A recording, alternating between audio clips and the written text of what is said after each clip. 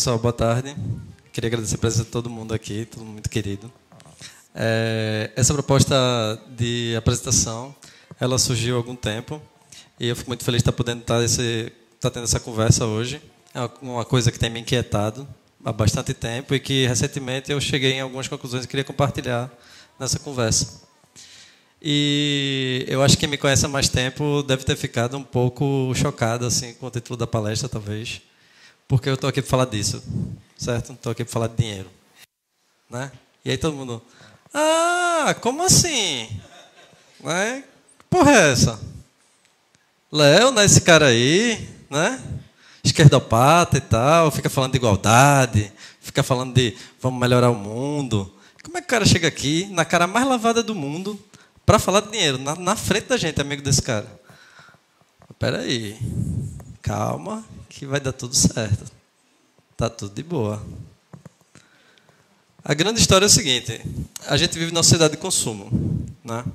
Uma sociedade de consumo que, se fosse pelas essas linhas evolutivas que a gente vê do Darwin, de que a gente evolui baseado na vida que a gente leva e nas necessidades que a gente tem, a gente poderia muito bem no futuro estar dessa forma, né? Realmente uma couch potato com várias bocas aí consumindo loucamente, né, nesse mundo.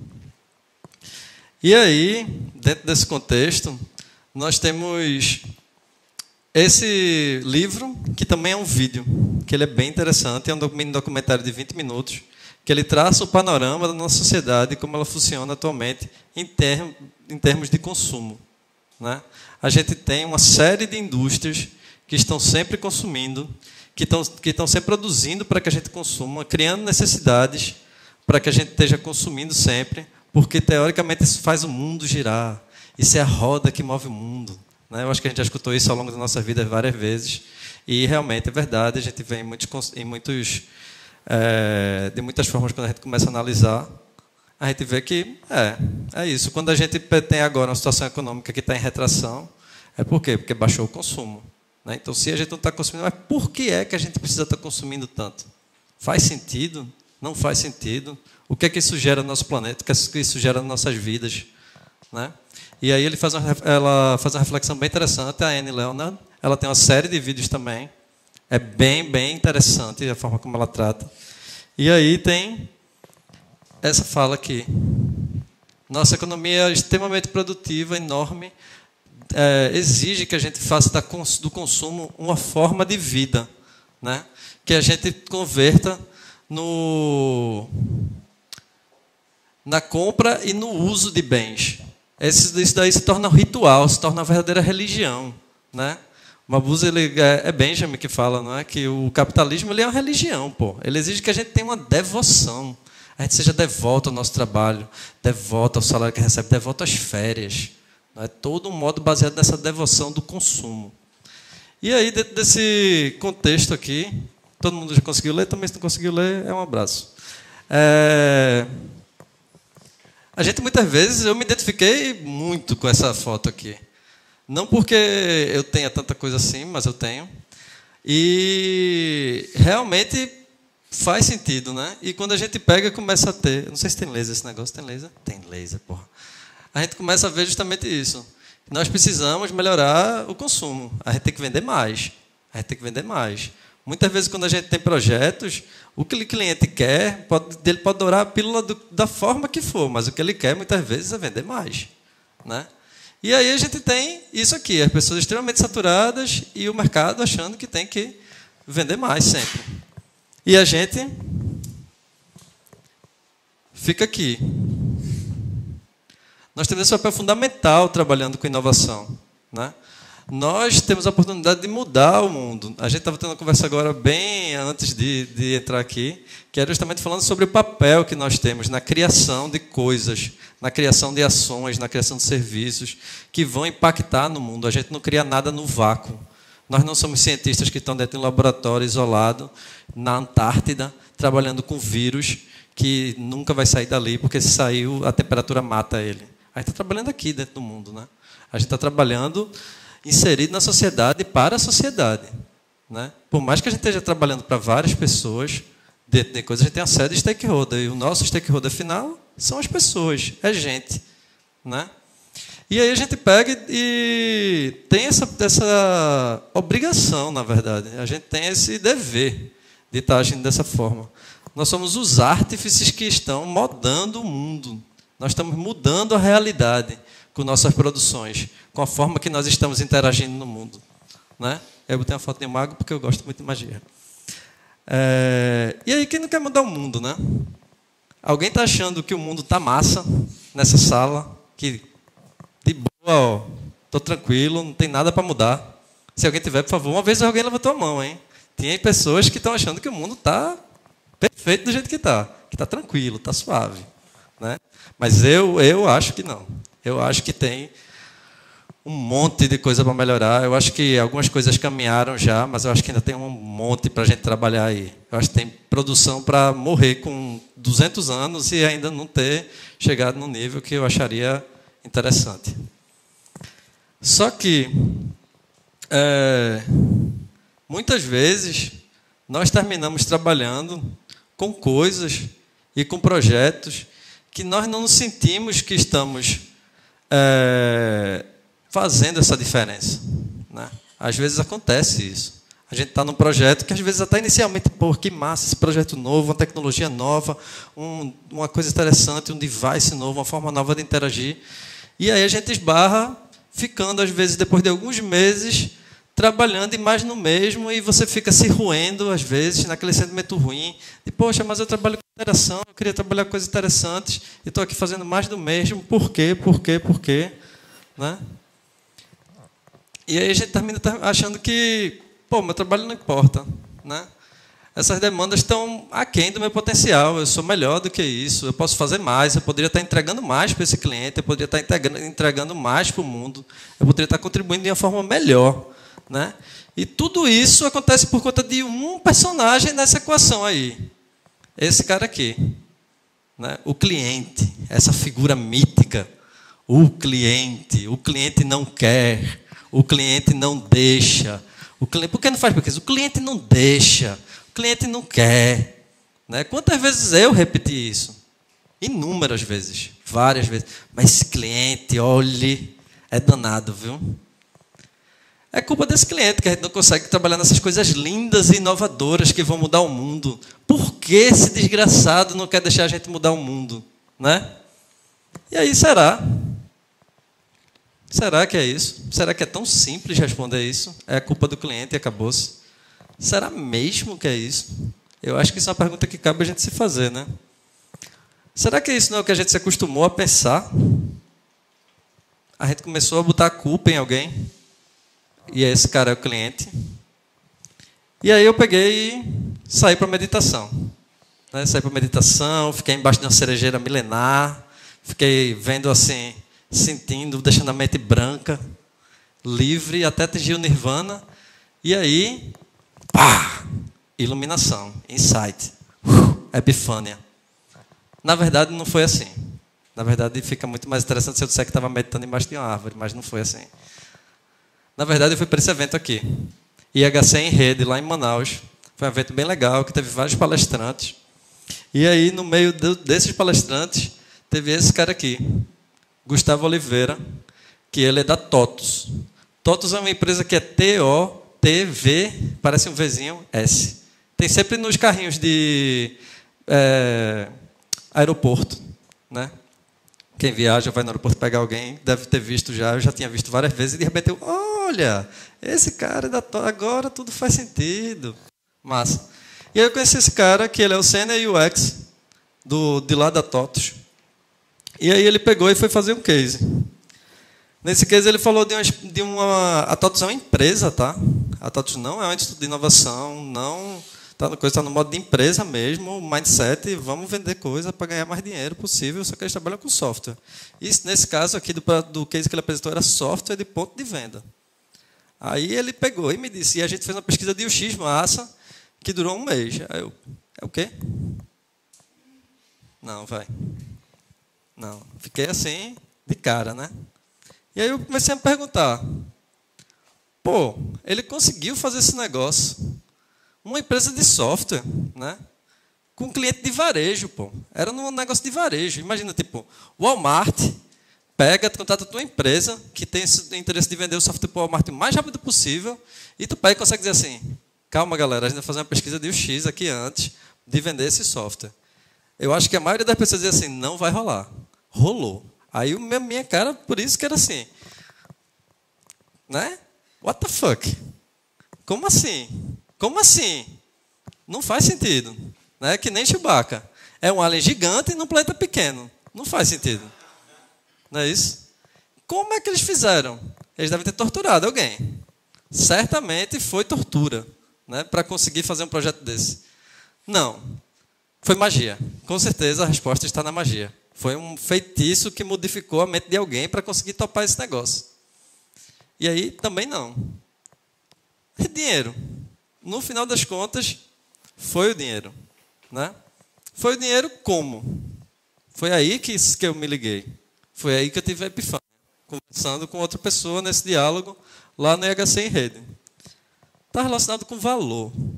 Né? Muitas vezes a gente pega e trabalha falando que, pô, vamos fazer uma pesquisa que vai pegar e gerar um produto que vai ter mais valor para o usuário. Né? Vai ser melhor, o produto vai funcionar melhor, a atração vai ser melhor, a experiência vai ser melhor. Né? Só que valor é um conceito bem subjetivo. E a gente, quando faz esse discurso, muitas vezes a gente não está tratando com o cara que está contratando a gente. A gente está só dizendo qual é o valor que a gente vai entregar para o usuário. Mas o cara, às vezes, ele está pensando assim, e para mim, né? Então, tipo, não estou interessado nisso. Porque valor é subjetivo. Se eu estou numa cadeira de gestão lá dentro de uma empresa, não sei o quê, muitas vezes valor para mim é outra coisa, no contexto de empresa, no contexto de cliente. Né? Eu quero ouvir outra coisa, pô. Não quero ouvir que vai melhorar a vida do meu usuário, porque isso não vai me manter minha empresa funcionando. Né? E aí, cada um de nós valoriza coisas diferentes. Eu, por exemplo, valorizo muitíssimo as pessoas, por isso que eu fico tão feliz na oportunidade dessa, como essa, de estar aqui dialogando e conversando com vocês. Né? Só que mostrar que essa pesquisa leva a ganho de tempo, né? De desenvolvimento, por exemplo. Quando você entende bem qual é o problema, muitas vezes você consegue atacar mais cirurgicamente, ao invés de ficar atirando para tudo quanto é lado, porque não se sabe direito o que se está fazendo. Né? Quando a gente faz essa articulação de dizer para o cara, olha, vai ter uma pesquisa, porque essa pesquisa vai poupar tempo de desenvolvimento, e esse tempo de desenvolvimento vai ser uma economia de X nesse projeto, de 200 mil, de 20 mil, de 50 mil, de 100 mil. Isso é valor. Isso é valor também. Certo? Isso é um tipo de valor que se tem que ajuda as coisas a funcionarem. O mundo está funcionando com base nesses papelzinhos que andam de um lado para o outro. Que, como disse Douglas Adams, é muito estranho, né? Porque os papelzinhos não estão infelizes e eles não precisariam ir de um lado para o outro. Mas eles vão. E aí é isso. Tom Cruise já disse há muito tempo, show me the money. Valor, por exemplo, é você pegar e fazer um sistema que funciona tão bem, tão legal, que pega e você não tem quase ligação para o suporte. E aí você pode ter um grupo de suporte menor, para poder atender as demandas. Ao invés de ter um call center inteiro para fazer o suporte, porque tem o sistema. Até para abrir, você precisa dar 3 pulinhos, uma voltinha, uma cambalhota para trás, apertar F5, F2, F3 e 3 vezes Enter. Pior do que dar um fatality no Mortal Kombat, né? Você tem um sistema que flui, ele funciona bem. E quando dá um problema, o usuário mesmo consegue resolver. Isso é valor. Né? É um valor que se converte facilmente em dinheiro. Né? Você aumenta a margem de lucro, você aumenta essas coisas. E aí volta o Tom Cruise, show me the money. Então, para o cliente, essa redução de tempo de treinamento dos funcionários também era valor. Aqueles 2 valores que eu falei anteriormente era para a empresa. A empresa conseguiu ver que, se eu fizer essa pesquisa, eu vou ter o menor tempo de desenvolvimento, porque eu só vou saber exatamente o que fazer, e eu vou ter um menor suporte. Eu vou precisar dar menos suporte. Então, isso também vai ser valor para mim. Para o cliente, ele gastava 15 dias para treinar uma pessoa no ponto de venda. Certo? 15 dias. Depois que eles fizeram pesquisa de UX, eles passaram a gastar uma manhã para treinar essa pessoa. Então você pega, O que foi a grande sacada, que eu saquei o pulo do gato quando ele falou, foi... Ele pegou esse valor de 15 dias do salário, multiplicou pelo número de pessoas, fez uma conta dessa de padaria mesmo, grosseira. Pegou e no final das contas, olha, por ano tu vai economizar 500 mil reais, 1 milhão, sei lá quanto era. Porque o salário dessas pessoas por 15 dias, que era treinamento, isso aqui agora é amanhã. Eu estou te dando a economia de tanto, falou a língua do cara. Entendeu? E eu acho que é isso que às vezes a gente pega e patina. Eu me colocando realmente como essa pessoa que erra nesse ponto, de não saber fazer essa ponte, né? De às vezes não conseguir vender esse sonho que muda o mundo, que vai ser massa, que vai gerar valor para o usuário, porque eu não sei falar a língua da pessoa com quem eu estou tratando. Não é isso? Então, da próxima vez que você sentir que não estão lhe ouvindo, que o cliente está literalmente giving a shit para o que você está falando, pare e pense. Está claro para todos os stakeholders, todas as pessoas que estão coisando. Às vezes é um gestor, às vezes é uma pessoa de negócios, às vezes é uma pessoa que está lá do outro lado, que é o cliente, às vezes são seus colegas que vão implementar, às vezes é o seu colega que está lá trabalhando naquele projeto. Você está conseguindo se comunicar de forma efetiva para mostrar que valor você está entregando com sua proposição? Talvez, se você analisar isso mais profundamente, sua proposição, ela não se sustente. É até um exercício interessante para a gente fazer, de realmente essa minha proposição faz sentido para todos os stakeholders que estão envolvidos nesse projeto, ou é só egolombra? É só uma coisa que eu acho massa e estou querendo fazer e estou aqui revoltado porque ninguém está comprando essa ideia, né? E aí, às vezes eles só estão pensando como a Rihanna, né? Às vezes o cliente, às vezes as pessoas, elas estão de uma forma mais operacional pensando, bitch better have my money. Não é isso? Ou então pensa assim, o pessoal pega, vê que o dinheiro está mais difícil de chegar. Agora está na hora de design thinking. E aí, se aproveitando dessa lógica, que a gente tem que pegar e chegar, é dizer assim, porra, quando está na crise, a gente está vivendo um momento agora que é extremamente propício para isso. A gente está vivendo agora um momento que, se a gente pega e mostra que a gente entrega valor, gastando muito pouco, porque pesquisa, muitas vezes, a gente consegue fazer de uma forma rápida, consegue fazer de uma forma interessante, que entrega muito valor por um custo muito baixo, às vezes. Então, assim, é a hora da gente estar mostrando para esses caras aqui qual é o valor do que a gente está fazendo. Tem que alinhar o discurso para isso, né? Porque eles querem, muitas vezes, chegar aqui. E aqui não são tubarões, né? São apenas os percalços da vida que tem no momento econômico, flutuação do mercado, consumo, sociedade, tudo isso. E é aí que eu estou fazendo um esforço, justamente, como eu disse, estou reconhecendo que é realmente uma defasagem. E aí tem esses 2 livros que eu estou começando a ler, Value Proposition Design, que ele fala justamente de você propor valor. É um livro bem massa, ele tem um monte de ilustração bacana, ele é um livro lindo.